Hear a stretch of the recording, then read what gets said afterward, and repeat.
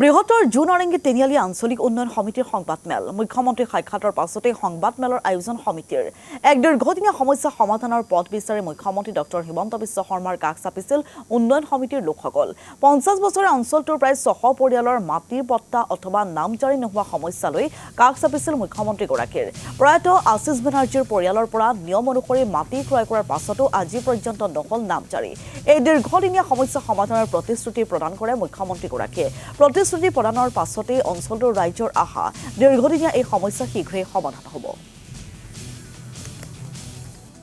যে আমাৰ সমস্যা 50 বছৰে মানুহখিনি বহি আছে এতিয়ালৈকে পতা নাই মানে মানুহখিনি বহুত এচাম মানুহ ঢুকালেই এতিয়া নেক্সট জেনেৰেশ্যন আছে তেওঁলোকৰো বয়স হৈছে এতিয়া লাহে লাহে চবৰে সেইকাৰণে কথাটো আমাৰ যদি মাটিখিনি আমি পট্টাখন পাওঁ তেতিয়াহ'লে আমাৰ ৰাইজৰ সুবিধা হয় তেতিয়া তেওঁ ক'লে ঠিক আছে কি কৰিব পৰা যায় মানে মই ডিচিৰ লগত আলোচনা কৰোঁ মোৰ এটা সহজ উপায় আছে আপুনি ডিচি চাই আছে ভালকৈ জানিব মাটি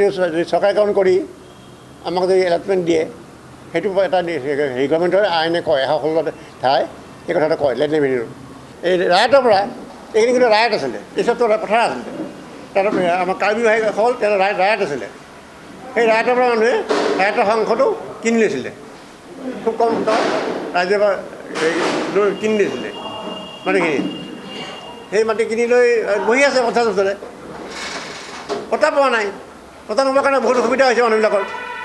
নিজৰ পট্টা নামৰ পট্টা হোৱা নাই এতিয়াও সেইকাৰণে আমি লাগি আজি এইখিনি কৰিব এতিয়া পাইছোঁহি